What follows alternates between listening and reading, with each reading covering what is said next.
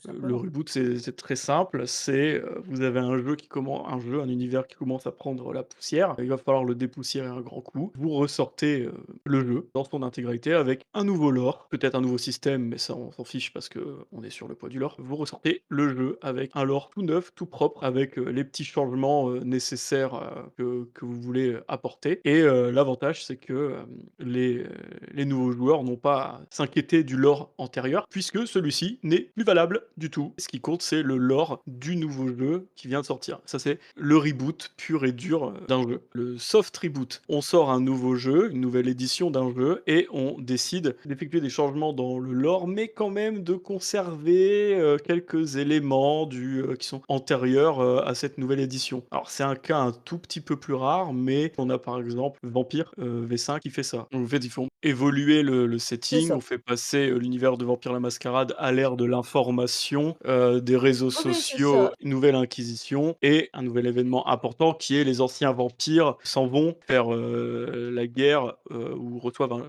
ce qu'ils appellent l'appel, Le je fameux crois et appel, du lui, a coup toujours il y en a des de toute façon, il y en a ouais, presque plus. ce C'est déjà il y a ça, ouais, ils ont fait plus encore plus simple. Il y en a presque plus de toute façon d'anciens vampires. donc ils On font s la part belle aux jeunes. En tout cas, ce que je voulais dire, c'était qu'on a un nouveau repositionnement qui a été mmh fait, des nouvelles bases qui n'annulent pas pour autant l'histoire, le lore qui était antérieur et qui était présenté dans les éditions précédentes de Vampire. Mais l'astuce qui a été trouvée, par l'éditeur, c'est de dire: «Ces choses qui avaient lieu avant n'ont pas trop d'importance dans l'ère moderne de Vampire» et donc vous n'avez pas mh. besoin de savoir tout ce qui concerne les anciens, tout ce qui concerne le passé de Vampire puisque le statu quo a radicalement changé et donc vous pouvez vous concentrer sur ce nouveau statu quo plutôt que d'aller, farfouiller, dans les éditions précédentes. Donc ça n'annule pas, mais ça donne un nouveau point de départ qui se détache de ce qui a été fait, précédemment. Donc là, on est Oui, et du vraiment coup, je trouve dans, que le lore est beaucoup plus léger, du coup. On est bah, c'est plus sur un truc, digeste en tout voilà, cas et c'est c'est ça. fait pour accueillir. C'est vraiment, Mmh designé mh. pour accueillir un petit peu une nouvelle génération de joueurs, de joueuses, de MJ, sans dire aux vieux briscards: «Ah non, mais maintenant le passé de Vampire, c'est à la poubelle». Non, il est toujours là, il est toujours valable,